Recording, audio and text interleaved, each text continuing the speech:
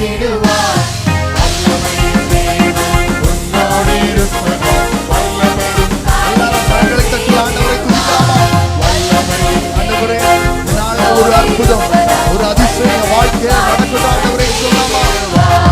நல்லவர், சர்வ வல்லவர், இயேசு நல்லவர், நல்லவர், நல்லவர், நல்லவர், சர்வ வல்லவர்.